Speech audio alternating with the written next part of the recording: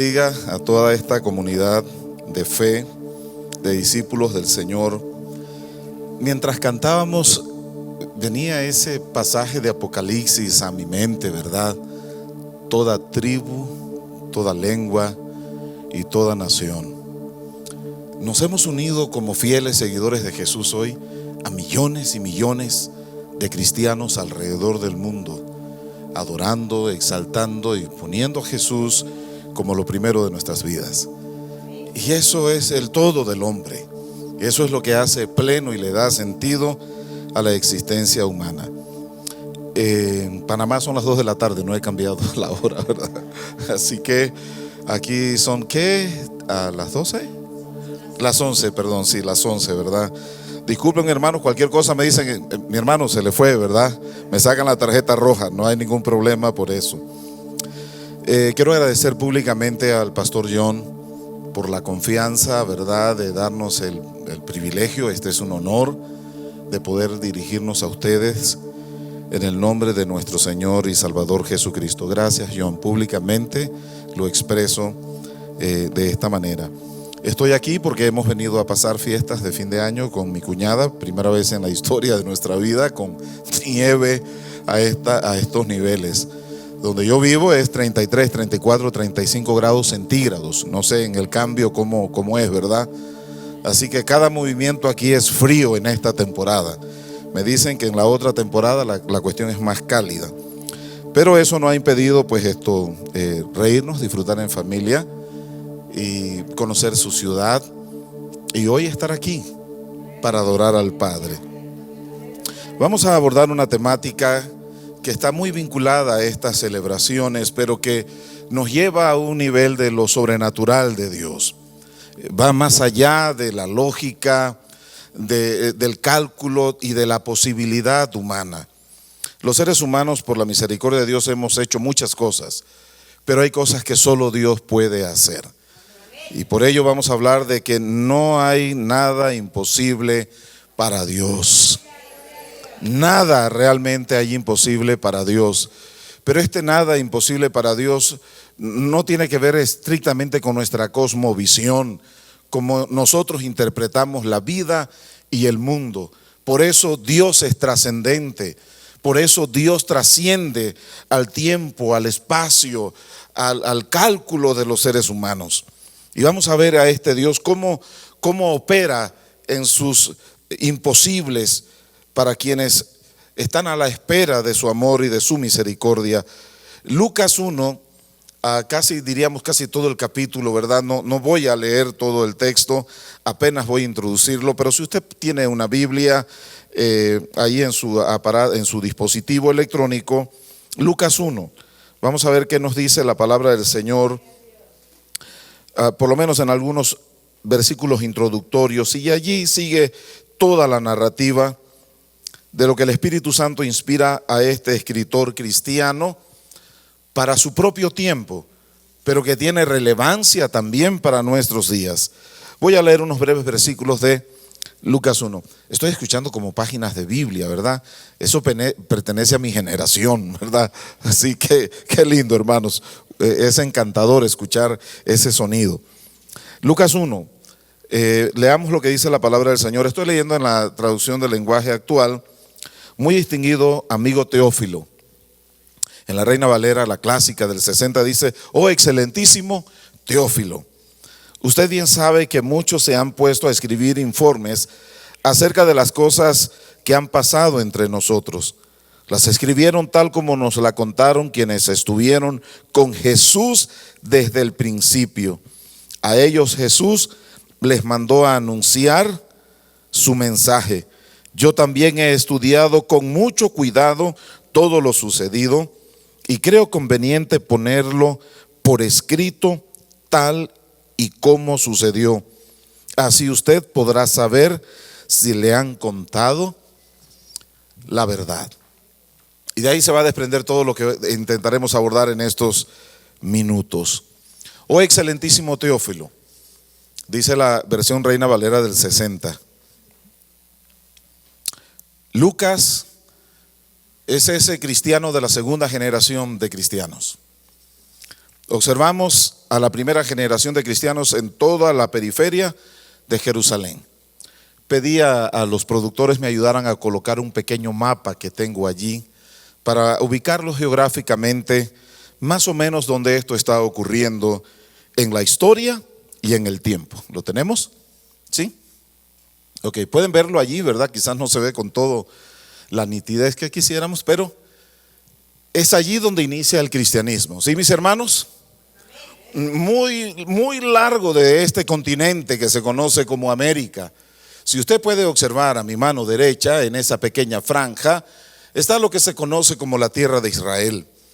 Allí a Dios le plació que su pueblo se desarrollara, creciera e instituyera la religión del templo. Eso lo podemos observar en todo el Antiguo Testamento, ¿sí? Fue precisamente en esa parte del planeta, por supuesto no sucedió en este tiempo, posiblemente septiembre, octubre, donde el Dios del cielo le plació que su hijo naciera, y la cristiandad, cuando comienza a proclamar el mensaje, agarra estas fechas donde los pueblos paganos, sobre todo el norte de Europa, solían celebrar el solsticio de invierno para celebrar ante todo el nacimiento del Hijo de Dios. Y por eso es que en estas fechas nosotros celebramos Navidades. ¿Sí, mis hermanos? No fue que sucedió exactamente en una fecha como esta, sino que ese fue el proceso en la evangelización cristiana. Esto está sucediendo allí. Y Lucas no es cristiano de la primera generación.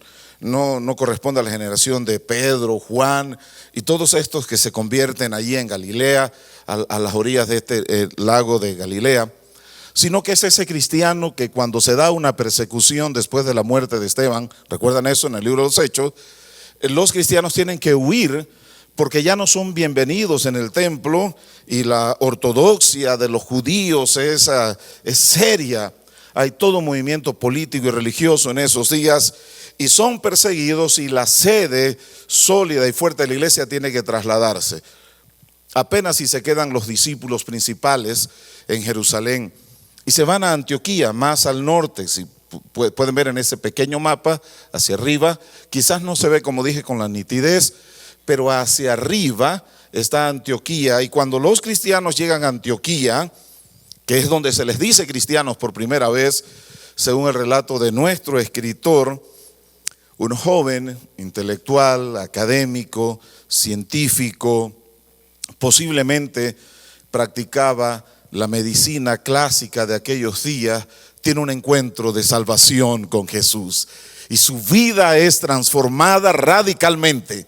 ¿Sí? Quizás los cristianos no estaban pensando por qué tenían que emigrar en ese momento, por qué tenían que huir en ese momento, pero al conectarse con el plan y la voluntad de Dios, otros fueron bendecidos y se convirtieron en instrumentos útiles para el reino de los cielos. Y eso es poderoso cuando nos movemos. Eso es poderoso cuando Dios está interviniendo en la historia de nuestras vidas, y por angustiosa que sea, la podamos interpretar de esa manera. Si lo interpretamos de esa forma, sabemos que Dios está operando. Y este joven se convierte y nos ha dejado dos grandes obras: el evangelio que lleva su nombre y la descripción primaria de cómo era la iglesia antes del primer siglo. ¿Ya qué maravilloso? Quienes se mudaron a Antioquía, quizás ahí no están sus nombres, pero está Lucas, y Lucas en ese anhelo, en ese deseo, en ese hombre de academia, por decirle a personas que estaban en ese mundo que el camino y la verdad es Jesús, es inspirado por Dios. Había muchas versiones acerca de Jesús. Habían ya muchas versiones del cristianismo para esos días, porque posiblemente Lucas está escribiendo después de la destrucción del templo de Jerusalén en el año 70 por este gran general romano Tito, posiblemente en la década del 80. Y ha habido toda una transformación, todo un cambio significativo en la iglesia, que ya no está en Jerusalén, sino como pueden apreciar, esta iglesia, casi llegando al primer siglo, está diseminada por todo el mundo conocido de la época, porque los discípulos no se quedaron quietos, mis hermanos.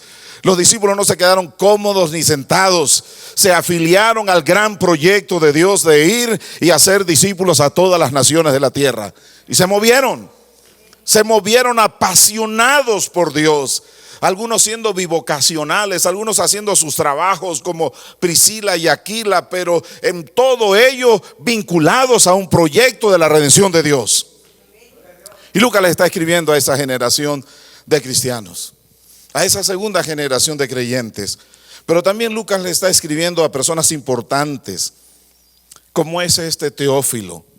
Se presume que por el prefijo que se utiliza de "oh excelentísimo Teófilo", por lo menos en la Reina Valera del 60, implica que Teófilo era un hombre importante de esos días en la estructura de gobierno de la nación o del imperio más poderoso que ha existido en la historia de la humanidad, el Imperio Romano. Y él estaba vinculado a estas esferas de influencia y de poder, pero era un discípulo.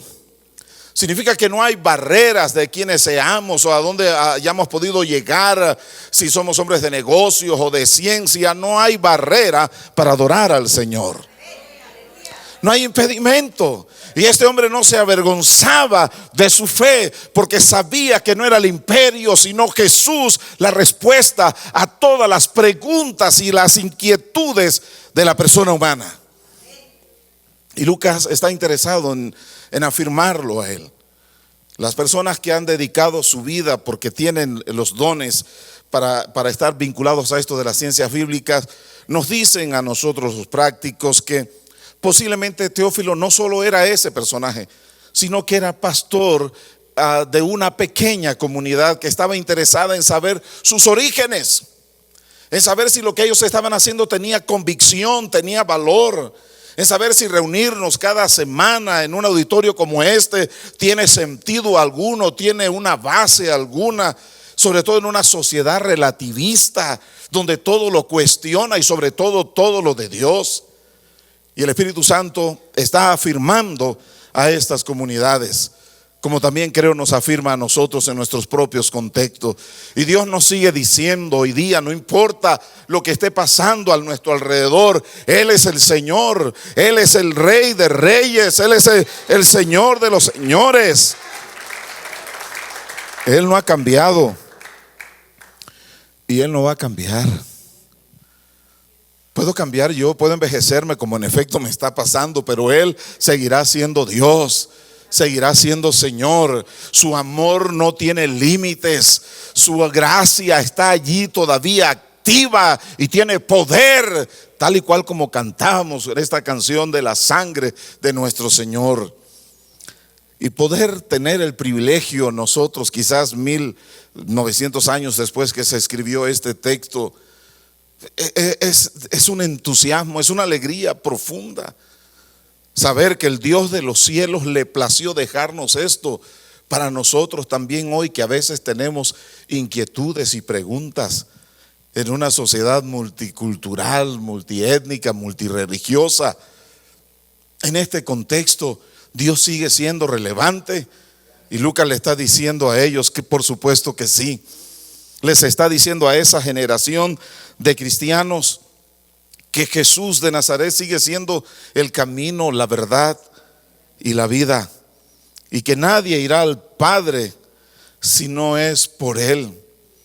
Pero este Dios eterno, cuando quizás la gente piensa que tiene el control, estamos hablando del Imperio Romano, y un acercamiento a la historia antigua nos ayudaría a observar qué significaba el Imperio Romano, qué significaba ser ciudadano del Imperio Romano. Y Pablo precisamente habla de esto de ser ciudadano del imperio. Quizás ustedes lo puedan entender un poquitito mejor, ¿verdad? Que están en este país y en ese contexto de circunstancias y condiciones. El Espíritu Santo dice a estas comunidades que lo que hemos creído es fiel y es verdadero. Y podemos ir en la historia, podemos ir en la línea del tiempo de la historia y vamos a constatar que no estamos perdiendo nuestro tiempo en el camino del Señor, que no estamos perdiendo la vida en venir y cantar cantos o reunirnos en pequeños grupos de oración o estar estudiando la Biblia. No perdemos el tiempo ni perdemos la vida. Si hay algo objetivo, si hay algo certero, es el camino del Señor. Y es lo que Lucas está tratando de decirle a estas personas, porque ellos adoran al Dios de lo imposible, al Dios que los hombres quizás crean que cuando no pueden ellos, ese Dios entonces comienza a intervenir. Yo creo que podemos ir como a la cuarta diapositiva o quinta, no sé ya, ¿verdad? Por allí, si me fui perdiendo porque llevé a mis hermanos a dónde comenzamos, ¿sí? Que no se les olvide dónde iniciamos, ¿verdad? Allá inició nuestra historia maravillosa de creyentes y de discípulos. Ok, gracias. Vamos a la siguiente, por favor, si me ayudas. Ok, ¿sí? La gente cree que tiene todo bajo control, pero hay cosas que solo Dios puede hacer. ¿Estamos de acuerdo con eso? Solo Dios puede hacerlas. Continuamos, por favor. Ahí está una síntesis de lo que yo he estado diciendo, ¿verdad? Como Lucas utiliza todos los recursos que el mundo académico le ha dado para orientar y afirmar la fe en Jesús en la vida de Teófilo, de su pequeña comunidad, de la iglesia antigua, pero también de los creyentes de este siglo XXI, que nos asomamos a un nuevo año. Lucas nos está demostrando en esta intervención divina, y esto es lo que también levanta el entusiasmo de esas comunidades receptoras del Evangelio de Lucas, es cómo pasaron las cosas. ¿Qué cosas estuvieron sucediendo para que el Dios de los cielos se hiciera manifiesto en esa época? ¿Por qué no fue hoy? Yo no lo sé. No sé por qué fue en ese periodo, en ese tiempo, bajo esas circunstancias culturales, pero el Dios eterno tiene su propia manera de hacer historia. ¿Sí, mis hermanos? Y normalmente a veces no es tan coincidente como a mí me gustaría que se escribiera. A veces el mundo está al revés para uno y quien está interviniendo ahí es Dios. ¿Qué le parece? Hay un horno de fuego y unos jóvenes que no quieren contaminarse con la cultura de su tiempo son echados allí. Es como ilógico, ¿verdad? Oye, si me estoy portando bien, si yo estoy viviendo para Dios y estoy pasando esta tormenta, esta tribulación, como dije, Dios tiene su propia manera de diseñar la historia. Dios es el Dios de la historia. Así que ese Dios que tiene su manera de hacer la historia. Vamos a la siguiente diapositiva, que creo que es donde estoy, si no me equivoco. Y ese PowerPoint puede estar ahí a disposición de cualquiera, ¿verdad, hermanos? Lo dejamos para usted. Fíjese esa forma de Dios hacer historia.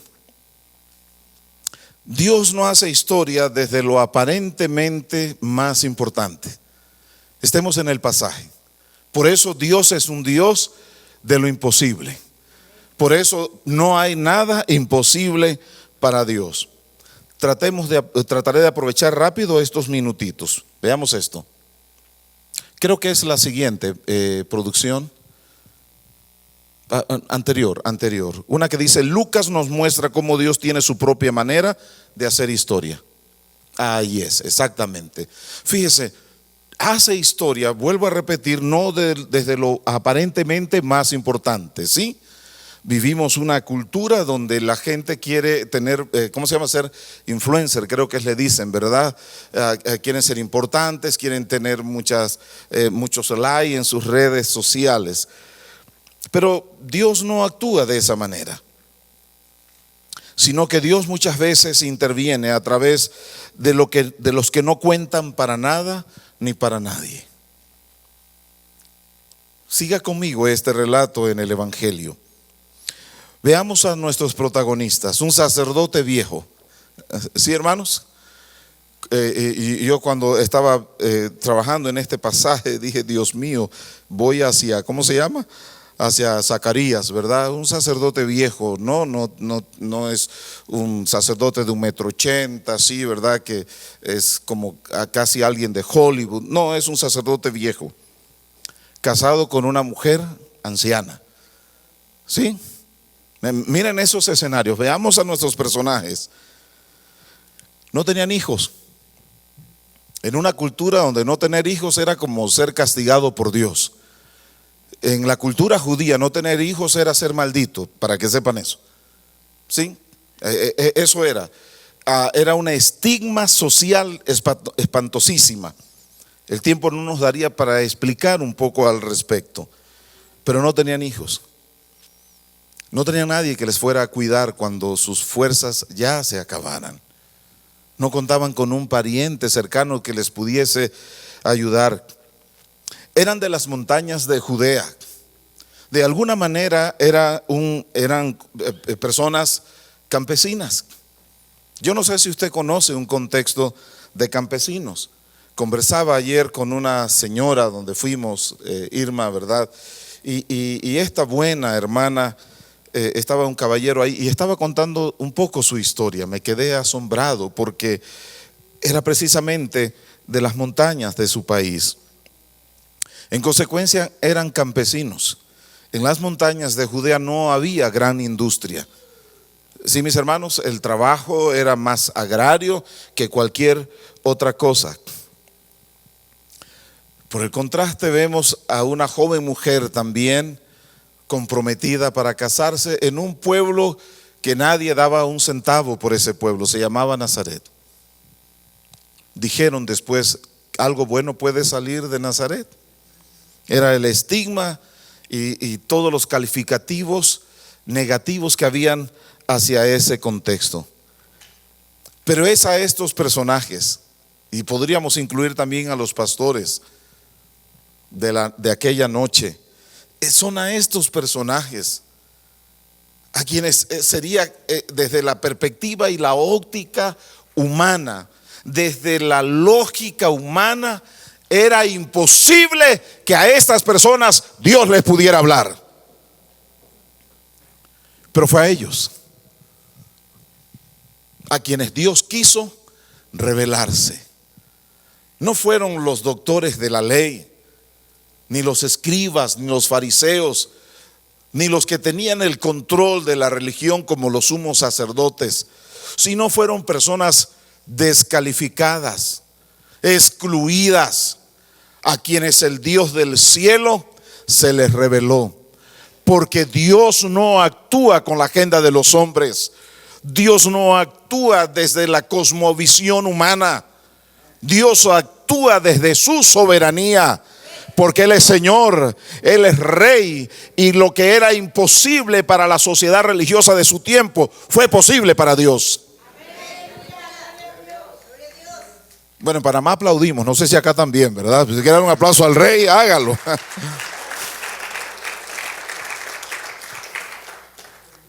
No importa quiénes seamos, no hay imposibles para Dios. No importa cuál sea nuestra procedencia, no importa cuál sea nuestra historia, y ni siquiera importa en qué etapa de la vida ya estamos. No hay nada imposible para Dios. Nada. Eso es poderoso.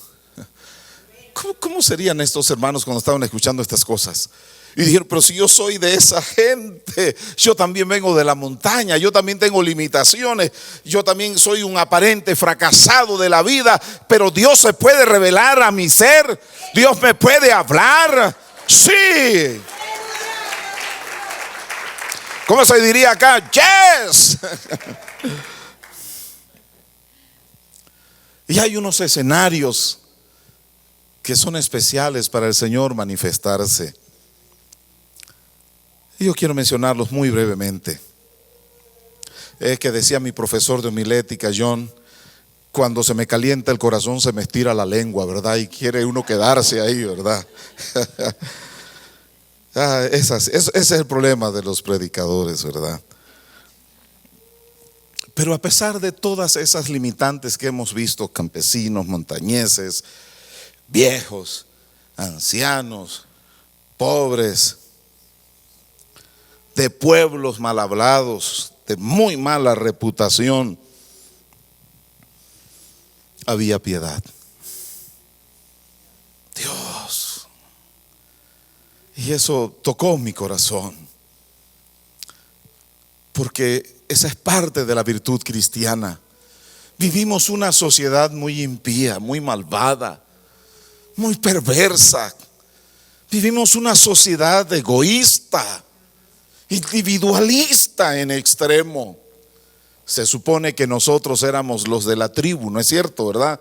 Por nuestra raza, por nuestros orígenes, pero aún en nuestra propia cultura latinoamericana se puede ver desde México hasta la Tierra del Fuego.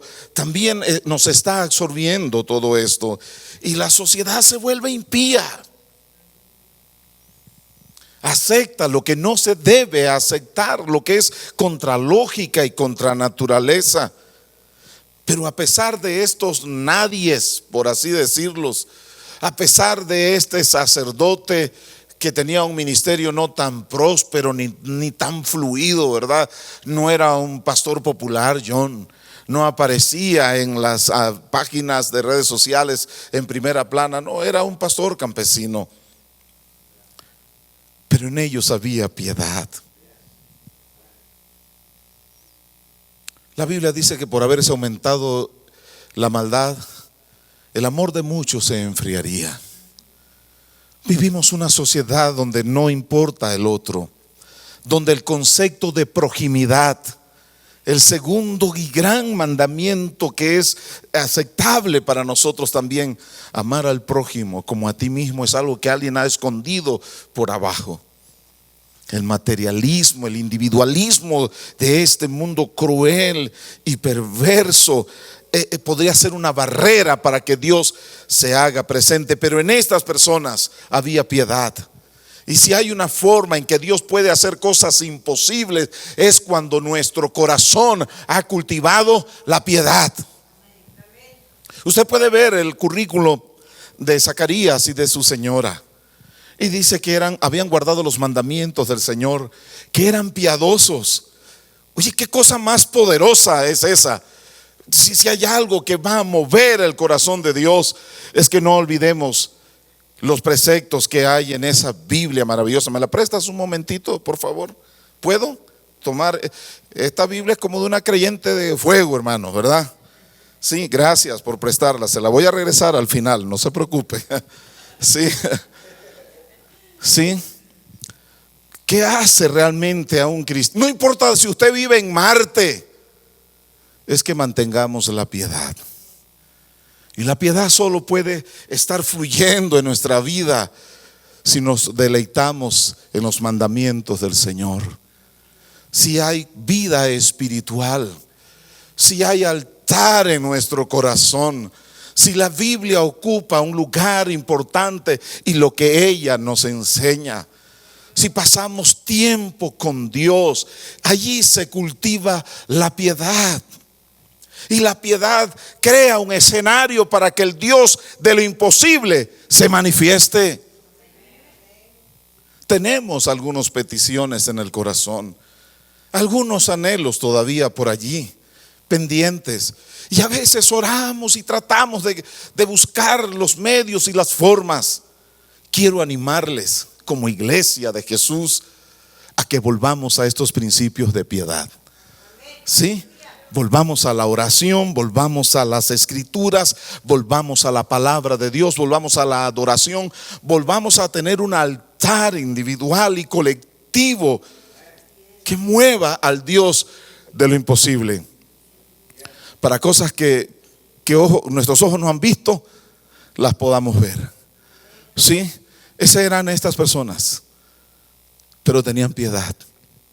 Necesitamos, y estamos hablando ya un poquito más en el contexto de la iglesia, ¿sí? La iglesia necesitamos cultivar piedad. ¿Están de acuerdo conmigo en eso? Necesitamos cultivar piedad. Hay encuestas y estudios que se hacen respecto a estas cosas, pero necesitamos piedad. Trato de recrear la vida de nuestros personajes. No es fácil vivir en una montaña. No es fácil no tener hoy día dispositivos de comunicación. Sí, era el siglo I y podemos decir, por supuesto, en ese mundo que iban a tener esto, pero tenían piedad. Es posible que tenían limitaciones, pero tenían piedad. Amaban a Dios con todo su ser. A pesar de que cosas que habían anhelado no se habían cumplido, no dejaron de servirle, John. Años tras años, Zacarías y su señora estuvieron adorando a Dios y no había nada. Se fueron envejeciendo, perdieron su vigor, su etapa biológica para concebir. Se envejecieron, se arrugaron, pero seguían adorando cada noche. Una y otra vez, como fieles judíos, a levantarse, ¿qué hacían? Invocar al Señor, andar por el camino, haciendo las actividades cotidianas, repitiendo las palabras del Señor año tras año, a pesar de que los anhelos más profundos no se habían cristalizado. ¡Wow! ¿Cómo pega eso? Porque cuando cultivamos la piedad, aunque no veamos nada y aunque hayan pasado años y años, Dios en su tiempo va a hacer lo imposible. Ese es el punto de esto. Yo tuve una dificultad en mi niñez. Mi padre quedó prisionero del alcohol, padre biológico. Y eso nos golpeó, nos hirió, nos dañó terriblemente. Y yo vine al Señor siendo un adolescente, a mi pequeña iglesia local. Hace muchos años ya de eso, por cierto. Y me dijeron, si oras, Dios puede hacer milagros. Claro, era un adolescente ingenuo, crédulo. Y yo comencé a orar por mi padre. Oré por 25 años. Y estaba en la cárcel. Era imposible que ese hombre, desde la ciencia humana, saliera de su adicción.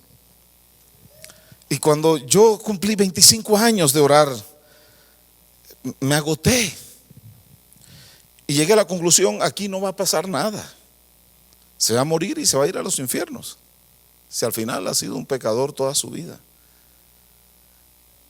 Y cuando yo llegué a mi punto límite de cultivar la piedad a través de la oración y comencé a sacarlo de mi lista de oración, cuando estaba a bordo de echarle a un lado, solo quería que fuera salvo.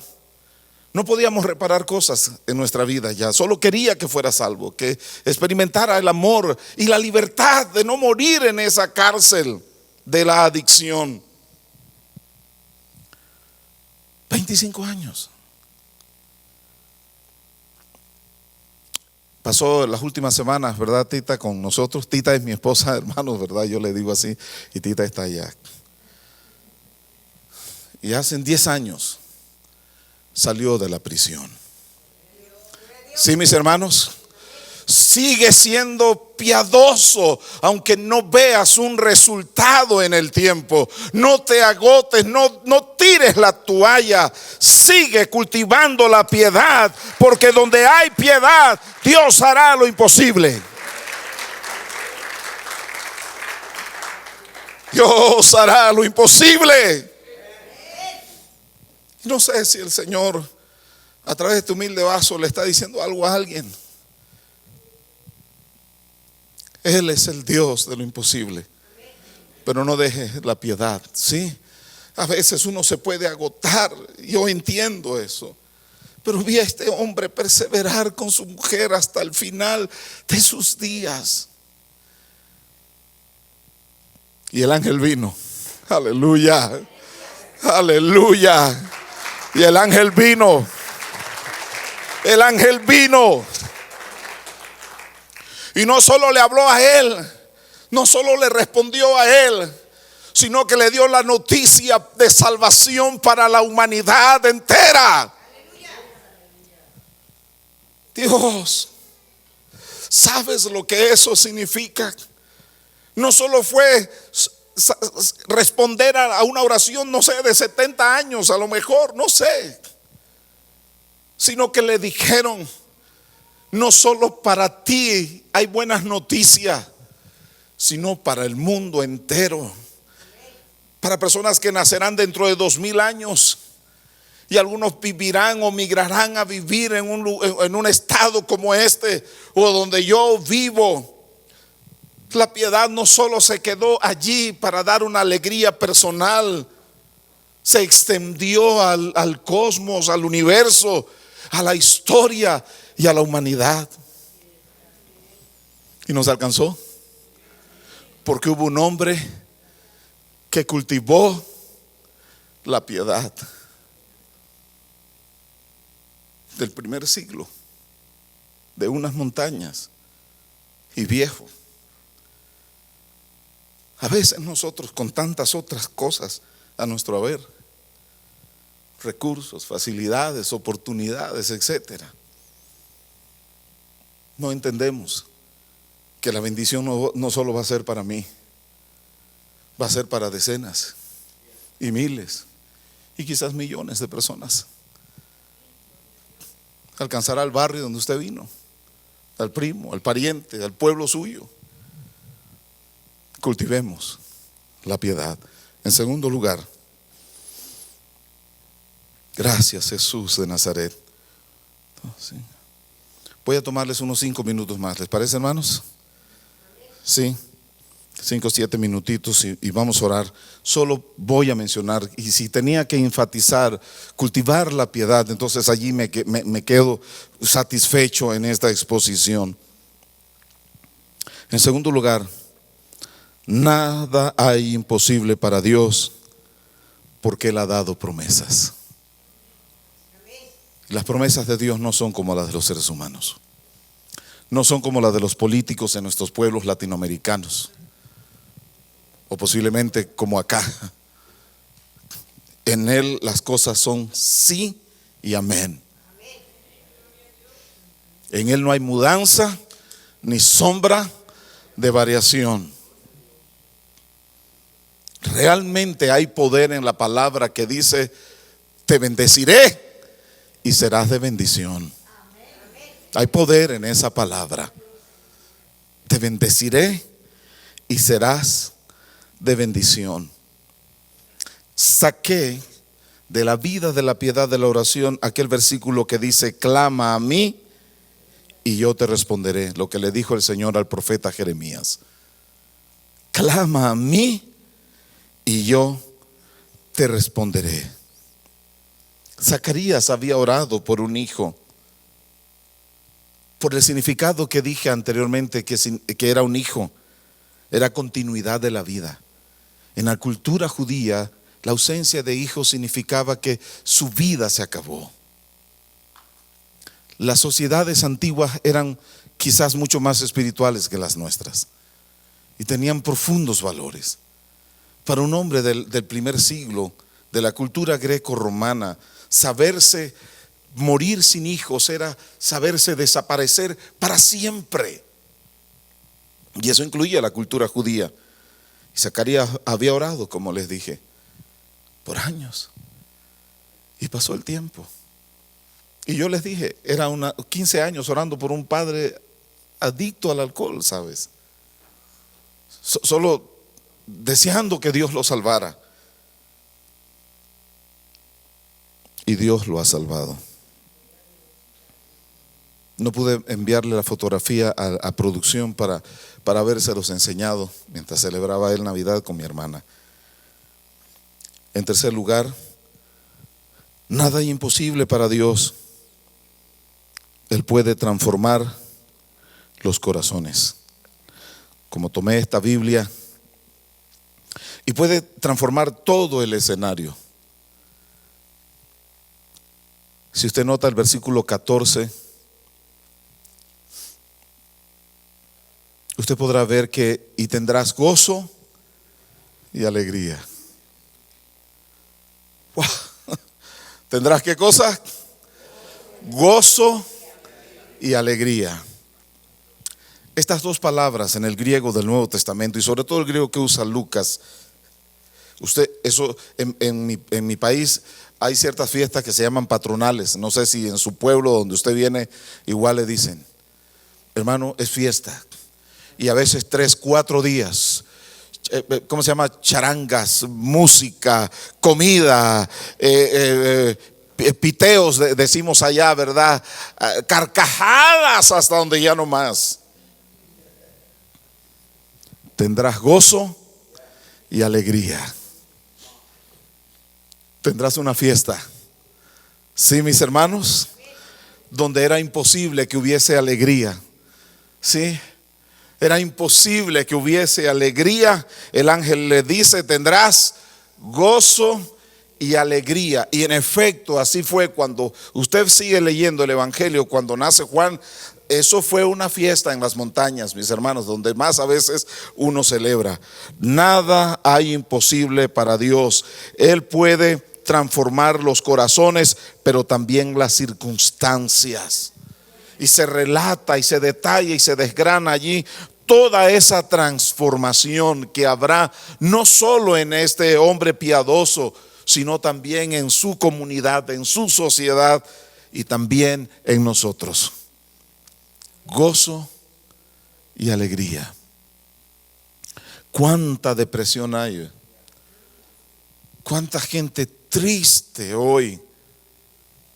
Personas que eligen hasta estas fechas para quitarse la vida porque no hay alegría.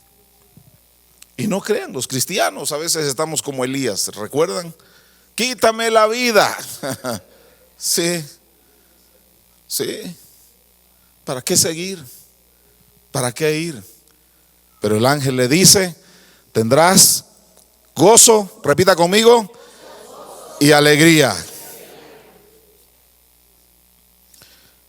En cuarto lugar, nada hay imposible para Dios, porque Él trae una renovación de la adoración, la espiritualidad y la salvación.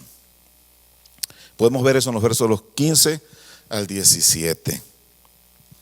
Dios trae un nuevo tiempo. El reino ha venido. El futuro ha irrumpido en este siglo. Por eso esta era mala inició su final.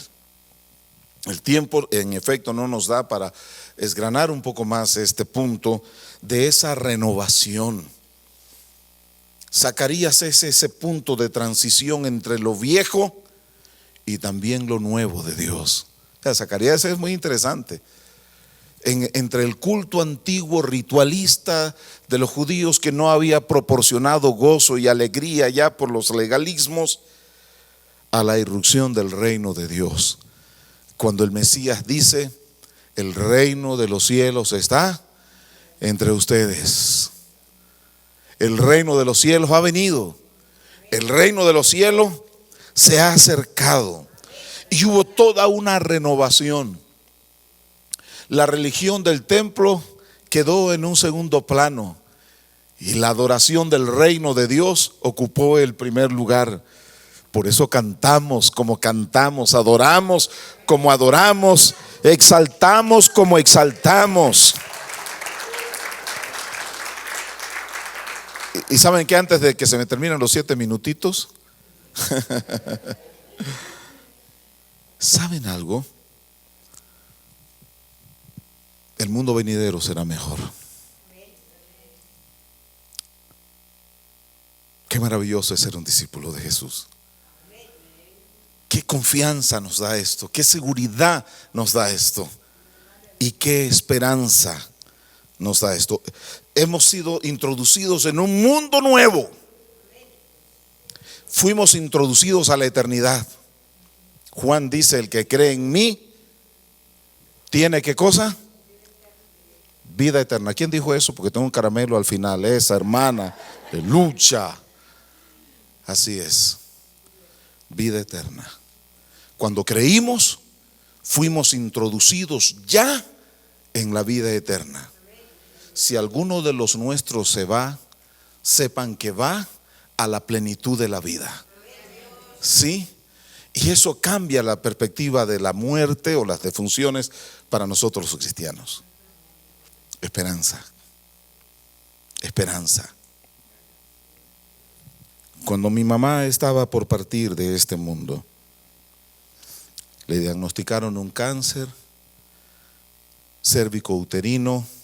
Yo le llevé al hospital oncológico, viajé con ella, estuve con ella. Y fue una caminata larga. Nunca había estudiado tanto la teología de la muerte como en los siguientes 5 años. Y Juan tuvo un poder sanador y esperanzador. Fui su único hijo, así que tenemos un vínculo muy fuerte. Y amaba a mi mamá profundamente. Y cuando yo le estaba leyendo, cuando su agonía final, yo le dije: voy a hacer lo que hemos hecho siempre, vamos a leer la Biblia, mamá. Ya no puedes hablarme, yo sé, pero si me puedes tocar un poquito la mano, entenderé que estás diciéndome sí. Y así lo hizo en su final. En su momento de agonía, comencé a leer la palabra de Dios. El Señor es mi pastor, nada me faltará. Y le dije: mami, nos vamos a ver en el cielo. Hemos creído en algo que es verdadero. Lo que nosotros hemos amado en estos años ha sido real. Porque el reino ha venido y hemos sido introducidos en la vida eterna. Por eso este camino vale. Y yo voy al panteón una vez al año y veo lo que escribimos allí para ella en su lápida: yo soy la resurrección y la vida. El que cree en mí, aunque esté muerto, vivirá. Eso es una renovación de la adoración y de la espiritualidad. Un Dios que hace lo imposible. Nos ponemos de pies. Permítanme hacer una oración. Y gracias por estos 45 minutos que me han dado, ¿verdad? Se los agradezco con el corazón. Gracias. Valoro este tiempo. No saben cuánto. Que se hayan movido con la nieve. Gracias, hermanos. Un último punto era: nada y imposible para Dios, aunque no se vea nada. Elizabeth, la parte frágil de este relato, la mujer mancillada que vivía escondida y humillada. Y en medio de esa condición Dios también intervino. Sé que el Espíritu Santo está en medio nuestro. Que un calor tierno ha invadido algunos corazones. Y algunas vidas aquí han sido tocadas por el Dios de lo imposible.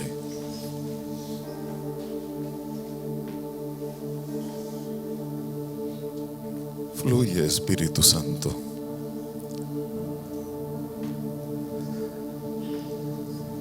Fluye en mis hermanos. Dale fuerzas. Dales fuerzas para continuar en la piedad. Que honremos la fe de los antiguos, los que pagaron un precio alto, Señor, para que tengamos esta dicha del Evangelio.